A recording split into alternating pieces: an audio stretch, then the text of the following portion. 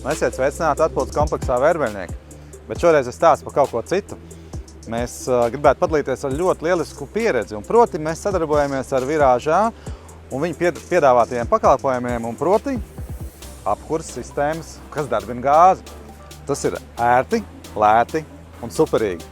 Pirms tam mēs strādājām ar malkas apkuri, ar elektrību, galīgi garām netīrība, elektrības izmaksas augšā lejā.